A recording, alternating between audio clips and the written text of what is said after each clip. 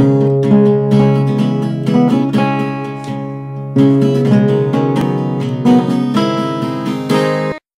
everybody, Bootspur here on Tenderfoot, my warrior, and today I'm going to do a build video for everybody. I haven't done a build video in a long time. It's the last time I did one was on my Elementalist, and I haven't really changed that one that much since then. So I'm going to be talking about my warrior today, and I have been working on my warrior ever since my Elementalist, basically. I've been changing builds all the time, almost every week or so, trying out new things, and I've come up with a bunch of really interesting things that I wanted to share with you. Different builds, either for PvP or PvE. But generally when you think of a warrior, you think of the 100 Blades warrior, which, you know, is good, really easy, fast in PvP and World vs. World, but I didn't want to do that. I wanted to do something different. So I'm just gonna go over all the different builds that I've come up with in this time, all the good ones at least, and some of the experimental things that I've been trying out. And hopefully you find something you like, and you could run with it. So here we go. So I thought I'd start out in PvE just to show you what I currently have as my setup. I currently have this build set up for general PvE just for how fast it is. You have permanent swiftness because of my boon duration and the runes I have in, extra fury duration, extra might duration, and just plain extra boon duration. So permanent swiftness, permanent might, permanent fury. In addition to that, with the sword and the Greatsword, you have 1, 2, 3 additional movement speed skills, and then I put on Bull's Charge for another one. So it's pretty much, as far as I'm concerned, the fastest build you could get in the game. I'm not quite sure though. The Thief could go pretty fast with all this teleportation. It's pretty tight though. I'll give you a little example. I don't know, go anywhere. Oop.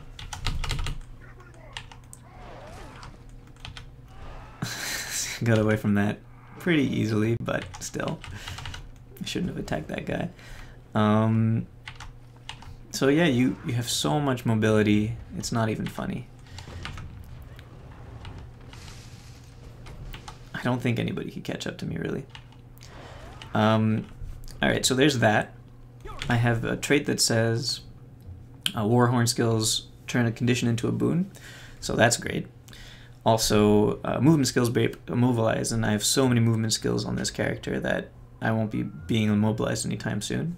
Besides that, it's just a basic Greatsword build with bleeds applied lasts longer because of the sword, and also because 10% extra damage to bleeding foes. Signet recharge 20% faster, that's how you get the permanent boons from the Signet of Rage, and increased damage for every boon on you. So that's an extra 6% damage all the time. So that's this build, which I'm pretty happy with, but it's had a few changes to it from its start. Originally it was more shouts, less Bull's Charge, and you have around 1,500 healing every time you use a shout, which is pretty great. If it wasn't that, it was banners grant regeneration to allies, so I just have one banner on and then use whatever other utility skills I wanted to, and then I'd have, it was like 20,000 healing for the duration of the banner. And with the boon duration, even though the banner doesn't stay out for as long as it's recharged, the regeneration stays for as long as it's recharged, so you have constant regeneration as well. Alright, so that's this build. Moving on. Oh, and I'd just like also to say for this build, I just wanted to show that it does do quite a bit of damage. It's not quite as damagey as your usual, like, 100 Blades Greatsword, but it still does quite a bit of damage with the buffs on it. And, yeah, so there you go. And it's just constant, too, because you never have to wait, really, for cooldowns to have your damage up. Show you this guy, too, why not?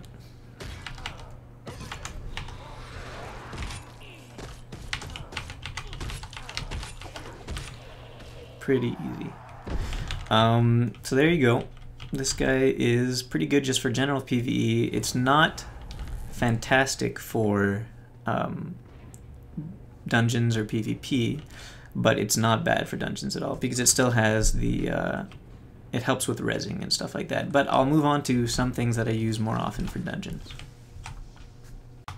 Alright, so the second build I'd like to show you is for PvE again. It's mostly for dungeons, or just running around again. Not actually running because you won't be going as fast as the other build, but it's got a very similar setup, and it's just more well-rounded, I'd say.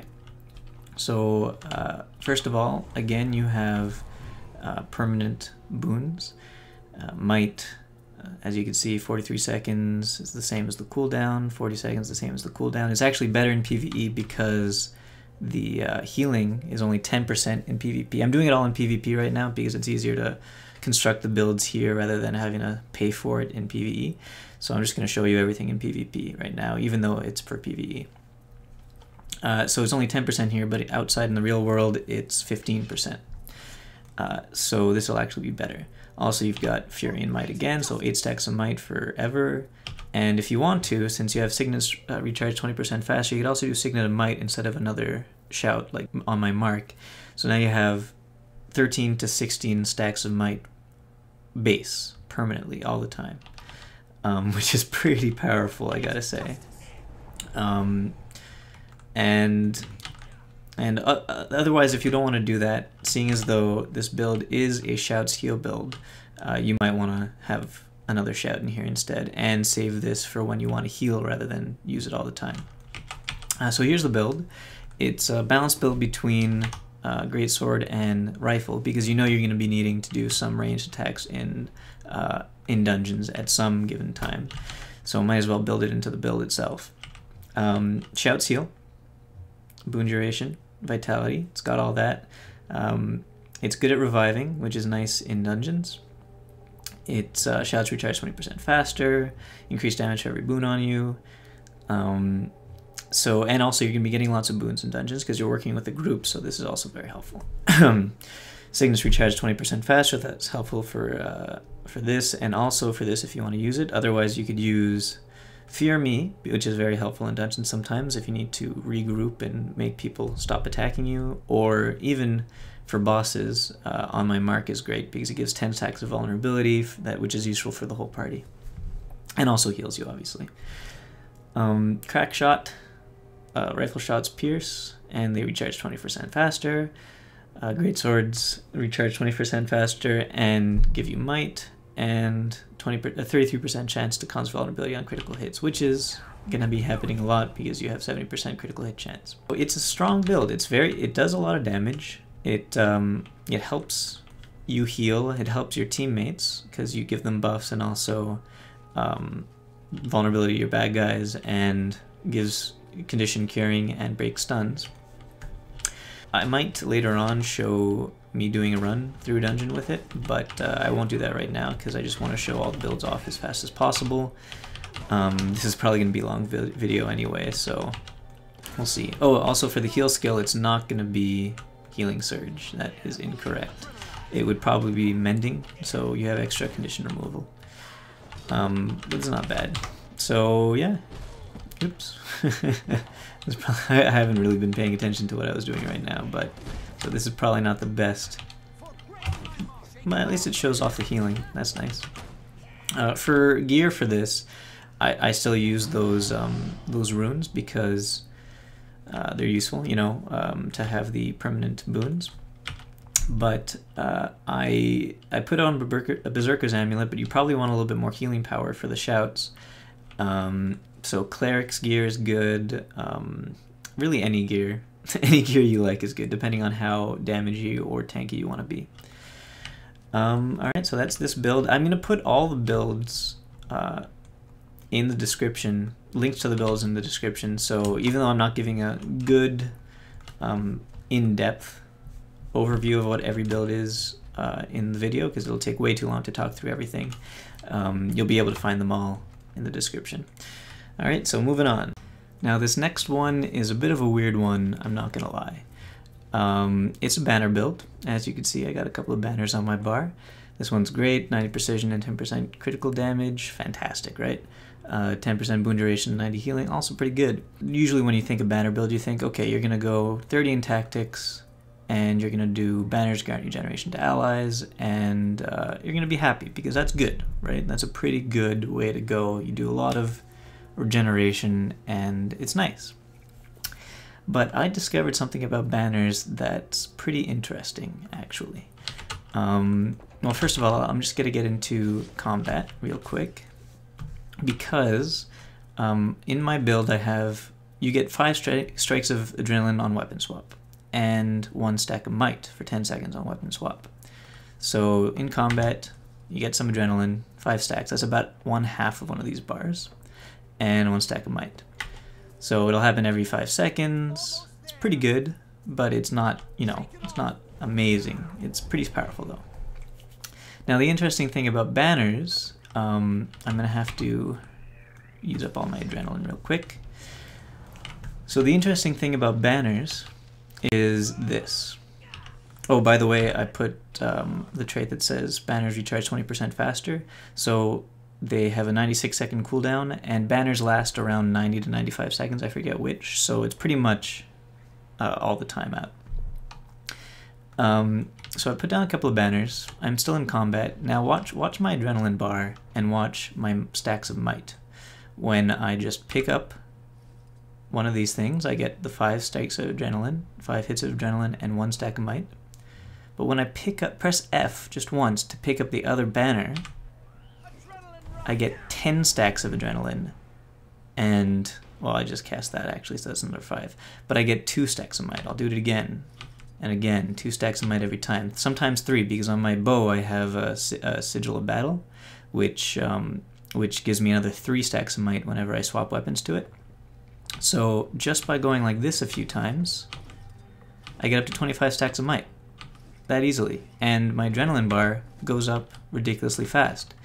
So I came up with this idea to do a very damagey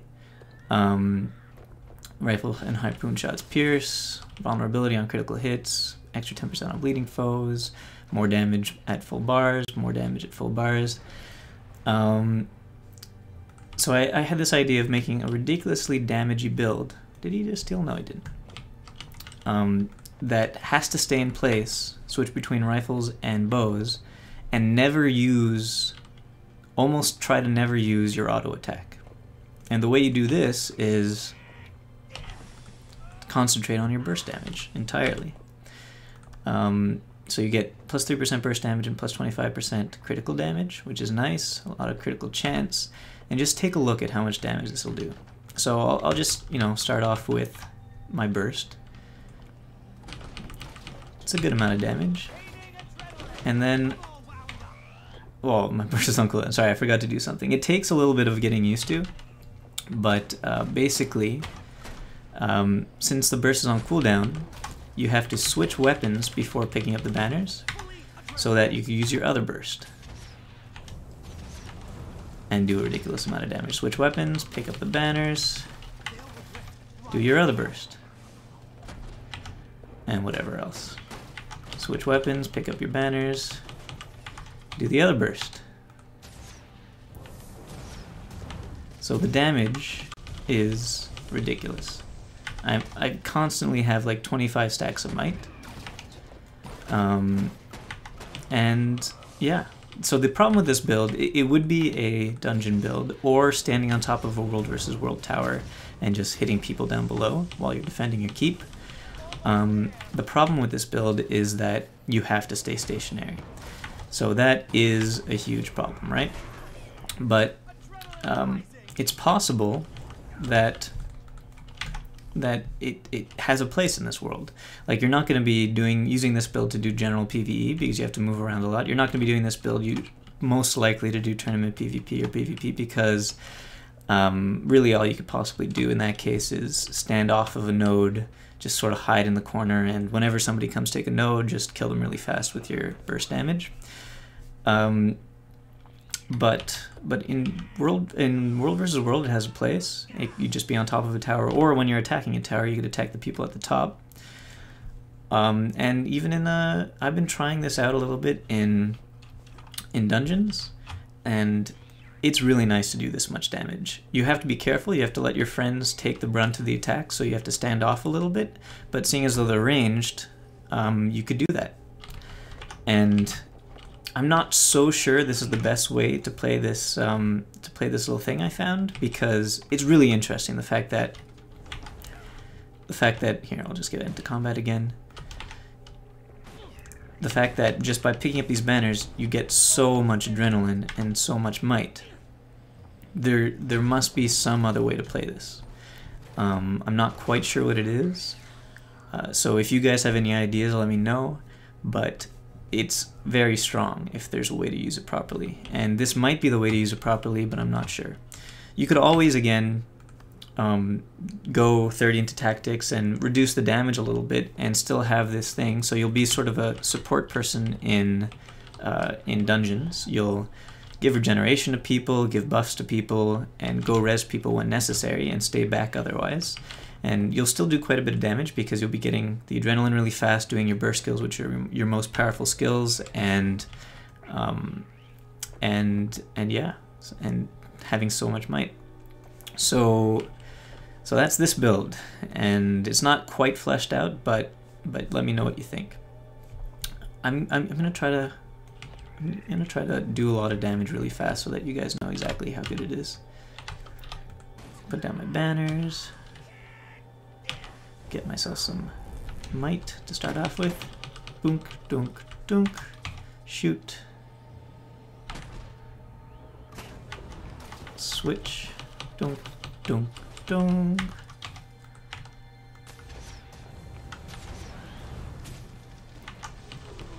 Switch.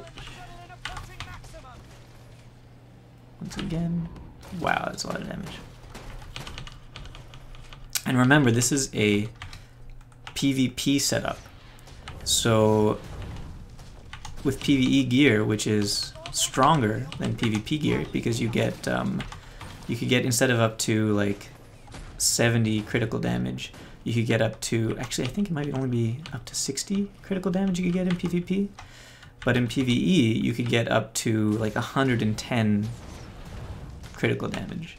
So these guys will be getting hit for like 16k with your kill shot like this, instead of like 10k. So there you go. Pretty good, but not entirely fleshed out. The problem with this build is that it's stationary, so it turns what is a really cool game, Guild Wars 2, where you don't have a trinity, everybody runs around a lot and tries to survive on their own. It turns that into me basically being a ranged DPS, which I don't know if it has a place in this game, but it'll be interesting to see if it works. There you go, next build. I'm going to be moving on to PvP now. I'm not going to talk about tournament PvP necessarily, because tournament PvP, for a warrior, the meta's already pretty fleshed out. There's only a certain amount of things you could really do or change to any kind of build that's already out there for tournament PvP without people getting mad at you and saying you suck. So I'm going to talk about just normal random PvP because it's more fun for me.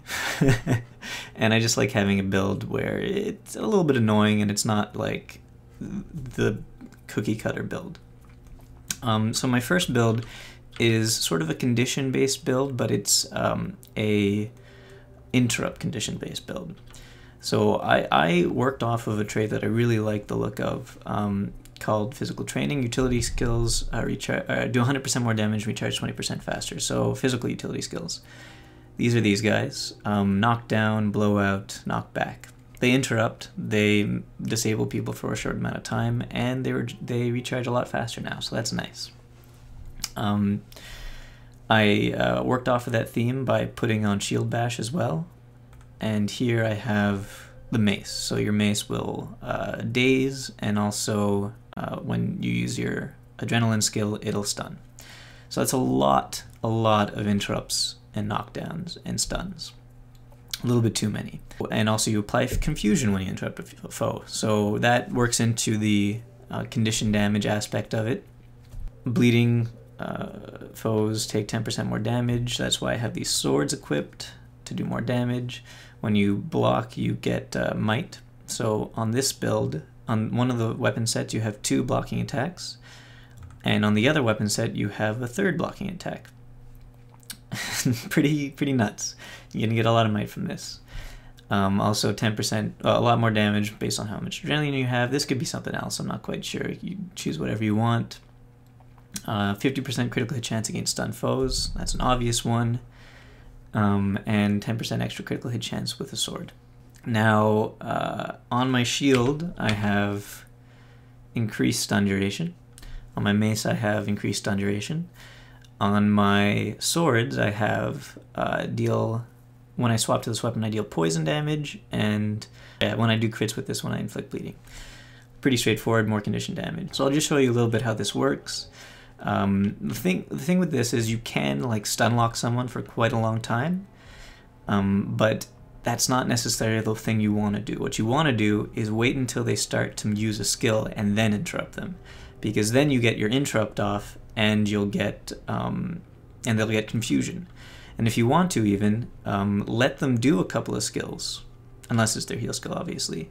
Let them do a couple of skills so they take their confusion damage, because there's no point in confusion if you don't let them take any moves. So I'm going to try this out. We'll start off with just a few attacks, interrupt him, and now let's like let him do a few moves so he takes the interrupt damage. Oh, well, that's annoying. Shouldn't have let him do that move. But I'll turn back pretty soon and interrupt him again. So he died pretty fast. He died pretty fast. When you let people take moves, it's a good idea, I didn't do it that time, but it's a good idea to do your blocking skills at that point. So don't let people take moves without using your blocking skills. Let's do the same to this guy. Nope, did not interrupt there. Oh, I did. Oh, block, block, block.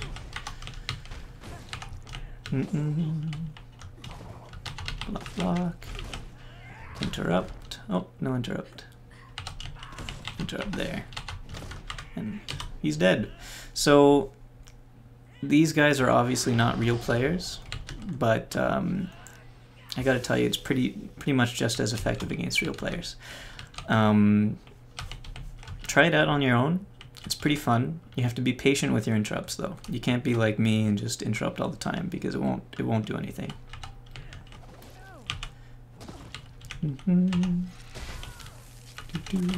Interrupt. Now I'm going to be blocking so that he'll take damage from that, but there we go.